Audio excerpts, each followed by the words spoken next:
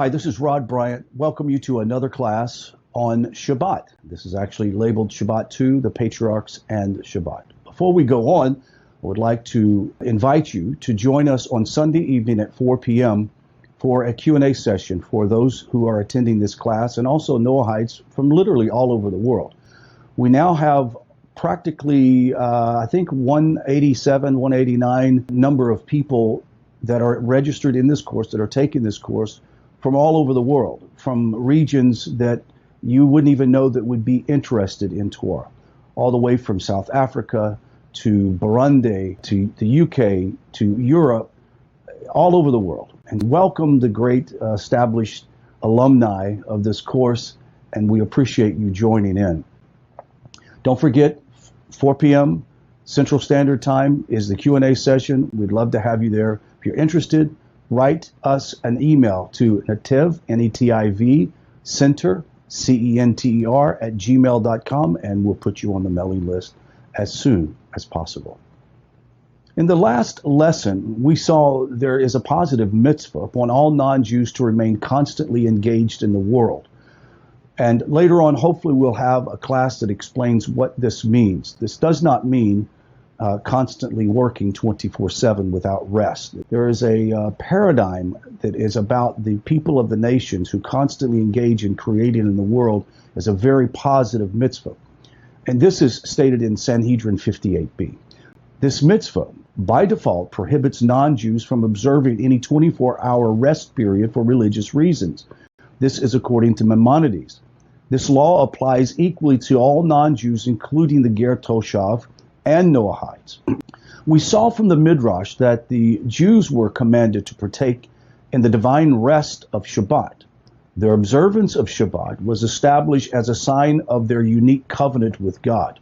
Yet, we're taught that the patriarchs kept all the mitzvahs. This would have, of course, included observing Shabbat. Considering that the patriarchs were Noahites, how do we reconcile their behavior with the halakha? In Talmud, Yoma 28b, the sources teach us that the patriarchs kept the Torah. Our forefather Abraham kept the entire Torah as it is written. Because Abraham obeyed my voice, this is the quote from the text, and observed my safeguards and my commandments and my statutes and my laws, why not say that the verse speaks only to the Sheva Mitzvot, or the 7 laws? His response, it also refers to circumcision. Therefore, the verse must speak of the 7 laws, more than the 7 laws. Rabbi Bar Chai responds and then says, it refers only to the 7 laws and the circumcision? Rav said to him, if that were the case, then why does the verse state my commandments, my laws? This implies that Abraham kept the entire Torah. Rav Ashi said, our forefather Abraham fulfilled even the rabbinic mitzvahs, or the laws stated when it says my laws, my Torahs, implying both the written and the oral Torah. Now, many of you would be scratching your head at this point and say, well, then how did he fulfill all of the Torah to include the oral law before Sinai? That's for a later discussion. Many later commentaries hold that Rav Shmuel Bar Chai, that the patriarchs only observed the Noahide laws plus the other mitzvahs specifically commanded to them. According to this understanding of the Talmud, the patriarchs did not observe the Shabbat. There are a significant number of commentaries, however, who agree with Rav Ashi. According to them, the patriarchs observed the entire Torah, the oral Torah, and possible even later rabbinic decrees. This view requires a lot of explanation, and at this point, I don't have the time to get into it, but we'll attempt to take a stab at it later on. The most obvious question is, how did the patriarchs know the Torah before it was given? There are many good answers to this question, the most famous being that they knew through the Holy Spirit, or divine inspiration, which is just a tad bit below prophecy. This question, though, is nowhere nearly as difficult as the one posed by Leviticus 18:18. States, do not marry a woman and her sister. Yet Yaakov married 2 sisters, Rachel and Leah, despite the explicit Torah prohibition. How is this possible according to those who say that he observed the entire Torah? There are many examples of patriarchal behavior appearing to contradict the Torah itself. According to the literalist interpretation of Rav and Rav Ashi, and the Torah observance of the patriarchs must somehow be qualified to explain these contradictions. Many of the greatest Torah scholars in history have tackled this question and arrived at a number of different solutions. For example, Ramban, in Genesis 26, verse 5, states the patriarchs only observed the Torah in the boundaries of Israel. This may be tied to their knowledge of the Torah via Ruach HaKodesh. Makes sense. The Maharal of Prague writes that the patriarchs only kept the positive commandments, not the negative commandments. Writes that there are indeed problems explaining how Yaakov and Yitzhak kept the Torah. His solution is simply disagree with the early commentaries, writing that only Abraham kept the Torah. Indeed, the Talmud only states that Abraham kept the Torah before it was given. Almost all other commentaries disagree, holding that Yitzhak and Yaakov also kept mitzvahs as well. The Or HaChaim to Genesis 49, verse 3, states, though they kept the Torah, it had not yet been revealed and was not yet therefore truly binding. Their observance of the Torah could be modified by prophecy. When they delved into the Torah, it was due to prophetic instruction. Also, the Da'as Zechanim to Genesis 37:35, Nefesh HaChaim 21, since the Torah had not been given, the patriarchs had no actual obligation to observe it. The patriarchs were empowered to make judgment calls for the sake of building a people. This sampling reveals a trend, and most explanations of how the patriarchs kept the Torah render their observance of Shabbat irrelevant to modern Noahites. A further problem is that many commentaries explain that the patriarchs were not 100% Noahites. Once they accept the covenant of the circumcision, the patriarchs were considered Jewish to a degree, permitting them to partake in Shabbat. This also precludes their observance from having many relevance to contemporary Noahites. Therefore, to learn anything useful from the patriarchs, we must seriously narrow our question. The exact question should be, how do we explain Shabbat observances of the patriarchs according to those who hold that the patriarchs were 100% Noahites, and those who hold that they kept to the Torah exactly as we understand it, keeping the Torah? Although many have written about this and how the patriarchs kept the Torah, the cross-section of those commentaries discussing our specific question is very small. Number one, let's talk about the labor of the Noahites. What does it mean when they should continue laboring, or if a Noahide decides to the cessation of labor? First, look at the verse prohibiting Noahites' observance of Shabbos. Day and night shall they not cease. When the Torah prohibits Gentiles from observing the Shabbat, it is telling them that they may not refrain from labor for an entire day. What type of labor are we talking about, though? The Benyon Seon makes a brilliant observation. That is the 39 prohibitions of labor, the 39 melachot for Shabbat. The Torah's concept of labor for the purpose of Shabbat were not articulated until Sinai. Since the details of these labors were not previously known to the world, they could not be defined of a definition of labor used in regarding the Noahides and their prohibition of observing Shabbat. For example, according to the 39 prohibitions of labor, 39 melachot, defined at Sinai, carrying a needle in a public domain is considered a prohibition of labor for a Jew, that is on Shabbat. However, if a Jew carries a sofa up and downstairs in his home in Shabbat, it is not considered labor and is permitted. And if you want to get into understanding the halachot of Shabbat, that's a different subject and could take a lot of time. Therefore, Sinai, however, the definition of labor was entirely colloquial. Therefore, the prohibition observing Shabbat for the Gentiles was only referring from the colloquial definition of labor and not on the Jewish definition of labor.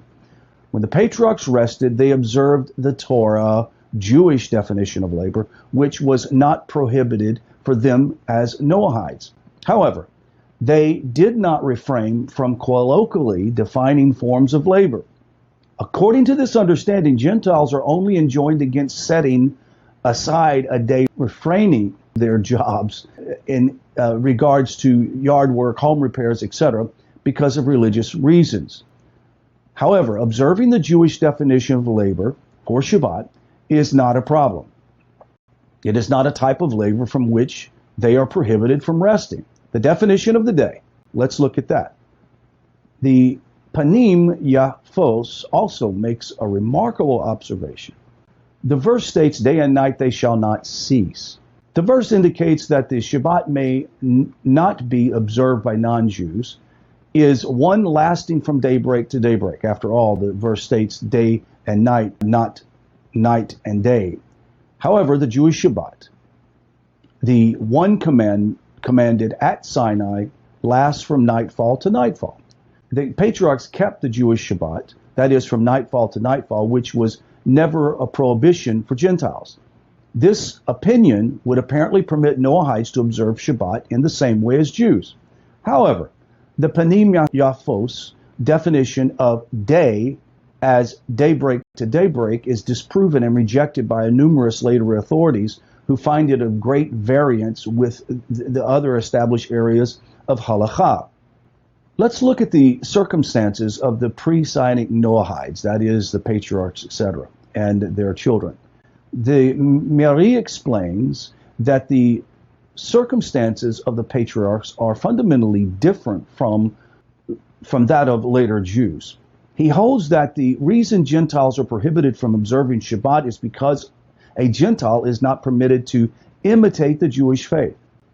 However, before the giving of the Torah, there were no Jews, therefore there was no point of prohibiting Shabbat observances.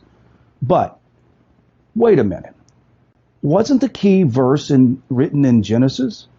This is long before the Jews were commanded to keep Shabbat. If there is no point at that time in prohibiting non-Jew Shabbat observances, then why is the verse written in Genesis? The Mari understands that it is written here for future generations. The Mari would therefore prohibit any modern Noahide in observing Shabbat. Now, let's talk about the patriarchs and monotheism. Rabbi Meir Plotzik, in his writing, refers to an interesting and unexpected view.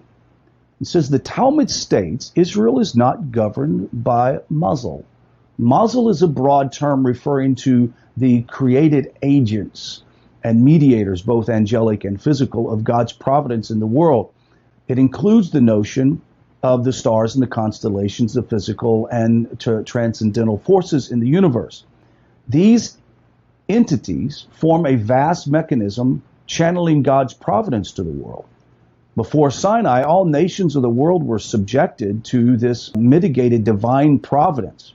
At Sinai, however, the Jews were taken out from this system and became subject to God's direct and ultimate oversight. God signaled this new status by commanding the observance of Shabbat, by asking Israel to share in the divine rest for the seventh day. This is the intent of the verse. Speak to the children of Israel, saying, you must keep my Shabbat, for it is a sign between me and you throughout your generations, that you may know that I am the Lord who sanctifies you. Exodus 31:13. Given the Jews, a portion of Shabbat was a sign that they were no longer subjected to the cycles of time, seasons, and stars, and the lesser providences. The non-Jewish nations are subject to Mazal. Hence, they must observe the cycle of time and days. When a non-Jew observes a religious Shabbat, it is an attempt to lay claim to a unique providence of Israel to cast off the mitigating forces of creation. Now, let me pause here to say, I doubt any one of you considered the fact that if you were to try to observe Shabbat as an Orthodox Jew, you were attempting to mitigate the forces of creation, because how in the world would you even know that existed? The point is, a person that would attempt to observe Shabbat in the most stringent manner in some way is muzzling himself into a relationship that he has not fully been qualified for. This is why the Midrash describes non-Jewish observance of Shabbat as an interposition between a king and a queen. And remember the story, a person comes in, a king and queen are having a meal, and then person sneaks into the banquet dressed up appropriately, but yet interfering into a private affair. This unique relationship, it would be considered rude. However, God commanded Abraham, exit from your stargazing. Israel is not governed by Mazal. God was telling Abraham that from that point onward, he would merit God's direct providence and no longer be subject to the influence of Mazal. Therefore, Abraham was permitted to observe Shabbat fully.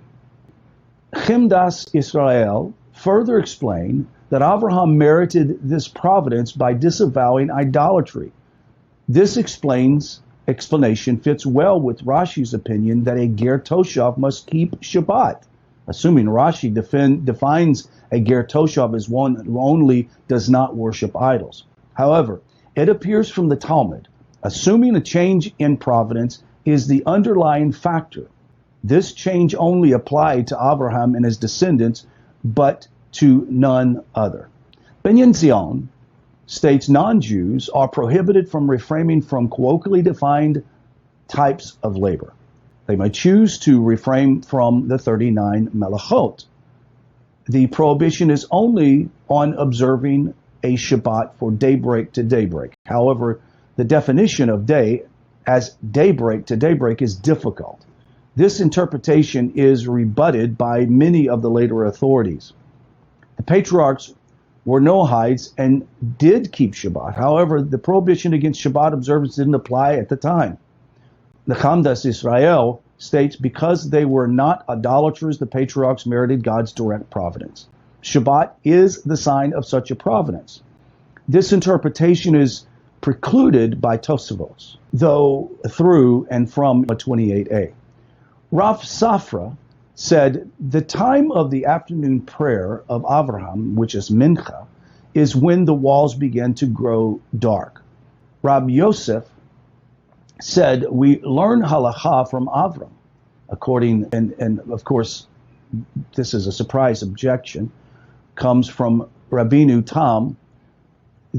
Says, and many others explain that the halakha practices cannot be learned based on the conduct of the patriarchs before the Torah was given. God's explanation for the world and the way in which we relate to God fundamentally changed at Sinai. Therefore, the Chamdas Israel's conclusion is not practical. From the above opinions, only the Binyan Zion's regarding the nature of the labor of Noahides reminds the patriarchs to keep the Jewish Shabbat, yet engage in colloquial definition of labor. The conclusion remains, because it is a valid halakha interpretation of all its own and is not dependent on the behavior, status, or actions of the patriarchs. However, observing the Jewish sabbatical restrictions may present a problem in Kedushi Dat, which will be examined in the next lesson. The summary is, the Talmud tells us the patriarchs kept the Torah before it was given at Sinai. This cannot be taken 100% literally because there are examples of patriarchs not following the Torah laws. To learn from the patriarchs' observance of the Shabbat to modern Noahides, we have to look at the commentaries that both view the patriarchs as 100% Noahides and that hold their Torah observance as identical to ours. There are very, very few views satisfying these conditions. Of those meeting our conditions, most of them do not apply to modern Noahides. There is a general rule that we cannot learn our practice from the behavior of the patriarchs. Binyan Zion's interpretation, however, has relevance for modern Noahides. To narrow it all down, the patriarchs and the observance of Shabbat. One would ask, well, Rod, what is the position then for a non-Jew and Shabbat? Clearly, as time begins to progress and more of our postmodern rabbis begin to understand the text, we're getting a better and more clear picture. And that is, for example, Rav Schwartz encourages every person in the world to, at some level, memorialize or remember Shabbat. It doesn't mean that they are to take upon the prohibitions of Shabbat as an Orthodox Jew would be taking on Shabbat, but rather as a memorial and observance, a time of rest, a time of spending with family, of study. Those things are very appropriate. And the same thing that Abraham Avinu or the other patriarchs would have done for Shabbat. Clearly, we've learned a lesson on what the patriarchs did and how it still provides us with a lot of questions. Stay tuned for the next class. We'll be right back in just a moment.